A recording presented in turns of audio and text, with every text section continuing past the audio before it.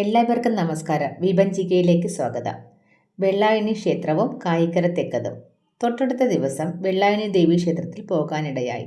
അവിടെ എത്തിയപ്പോൾ ക്ഷേത്രനട തുറന്നിട്ടില്ല. പെട്ടെന്ന് വിഷമം തോന്നി. ആദ്യമായി എത്തിയപ്പോൾ ക്ഷേത്രത്തിൽ തൊഴാൻ കഴിഞ്ഞില്ലല്ലോ എന്ന വിഷമം. അപ്പോൾ അവിടേക്ക് വന്ന ഒരമ്മ പറഞ്ഞു, കുറച്ചപ്പുറത്തായിട്ട് തെക്കതുണ്ട്, അവിടെ പൂജ കഴിഞ്ഞാൽ മാത്രമേ ഇവിടെ ക്ഷേത്രനട തുറക്കുകയുള്ളൂ, അവിടെ തൊഴുതു വരാൻ ആവശ്യപ്പെട്ടു.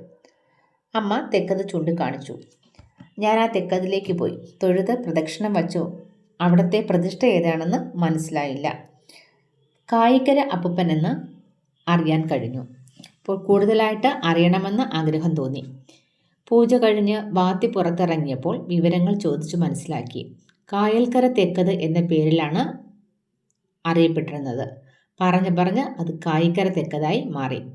കേളൻ കുലശേഖരൻ വാത്തിയാണ് കായിക്കര അപ്പൂപ്പൻ എന്ന പേരിൽ അറിയപ്പെട്ടിരുന്ന പ്രതിഷ്ഠ. തൊട്ടടുത്തായിട്ട് കായിക്കര അപ്പൂപ്പൻ്റെ സമാധി മണ്ഡപവും തൊഴുതു. തിരിച്ച് ക്ഷേത്രത്തിലേക്കെത്തി. വെള്ളായണി ദേവിയുടെ ഇഷ്ട വഴിപാട് മധുപൂജയാണെന്ന് അറിയാൻ കഴിഞ്ഞു. ഇനി ദേവിയും കായിക്കര അപ്പൂപ്പനും കഥയിലൂടെ നമുക്ക് യാത്ര ചെയ്യാം. പണ്ട് വെള്ളായണി കായലിനരികിലായി തെങ്ങുകളിൽ നിന്നും കള്ള് ശേഖരിക്കുക പതിവായിരുന്നു. അങ്ങനെ കള്ളു ചെത്തുകാരൻ താൻ ശേഖരിച്ച കള്ളിലെ കുറവ് ശ്രദ്ധിച്ചു. കള്ള് ശേഖരിച്ചു വച്ചിരുന്ന കുടത്തിൽ നിന്നുമാണ് മോഷണം പോയതെന്ന് മനസ്സിലാക്കിയ ചെത്തുകാരൻ മോഷ്ടാവിനെ കണ്ടെത്താനായിട്ട് ഒരു ദിവസം മറഞ്ഞിരുന്നു. ഒരു വലിയ പച്ചത്തവള തെങ്ങുകളിൽ മാറി മാറി ചാടി കുടത്തിൽ നിന്നും കള്ള് കുടിക്കുന്നതായിട്ട് അയാൾ കണ്ടു.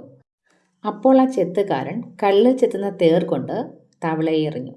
ഏറുകൊണ്ട തവള കായലിലേക്ക് ചാടുന്നത് അയാൾ കണ്ടു. തുടർന്ന് അയാൾ മഹാദേവി ഭക്തനായ കേളൻ കുലശേഖരൻ വാത്തിയെ വിവരമറിയിക്കുന്നു.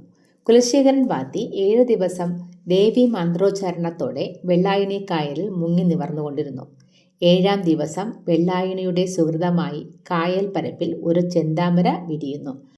ആ ചെന്താമരയിൽ ചുവന്ന സാളഗ്രാമമായി മഹാത്രിപുരസുന്ദരിയായി ശ്രീ ഭദ്രകാളി വിളങ്ങുന്നത് വാത്തി നോക്കി നിന്നു. തുടർന്ന് വാത്തി ആ ചൈതന്യത്തെ കലമാൻ കൊമ്പിലേക്ക് ആവാഹിച്ചു. തുടർന്ന് വരിക്കപ്ലാവിൻ കൊമ്പിൽ തീർത്ത തിരുമുടിയിൽ ആവാഹിച്ചിരുത്തി പൂജകൾ ചെയ്തു. പിന്നീട് തിരുവിതാംകൂർ രാജാവ് പ്രതിഷ്ഠയില്ലാത്ത വിഗ്രഹങ്ങൾ കൊട്ടാരത്തിലേക്ക് എഴുന്നള്ളിക്കാൻ ഉത്തരവിട്ടു. അങ്ങനെ തിരുമുടിയും കൊട്ടാരത്തിലേക്ക് കൊണ്ടുപോകാൻ വന്നപ്പോൾ വാത്തി മാന്ത്രികന്റെ സഹായത്തോടെ തിരുമുടി തിരികെ കൊണ്ടുപോന്നു. ഭടന്മാർ വാത്തിയെ പിടിക്കാൻ എത്തിയപ്പോൾ അദ്ദേഹം അടുത്തുള്ള കാവിൽ ദേവീ ചൈതന്യം കുടിയിരുത്തി ബ്രഹ്മത്വത്തിൽ ലയിച്ചു. അങ്ങനെ ഈ കാവ് കായിക്കര തെക്കൻ എന്ന പേരിൽ അറിയപ്പെടുന്നു. വെള്ളായണിയിൽ പൂജകളെല്ലാം ഇപ്പോഴും വാത്തിയുടെ സമുദായത്തിൽപ്പെട്ടവരാണ് നടത്തുന്നത്.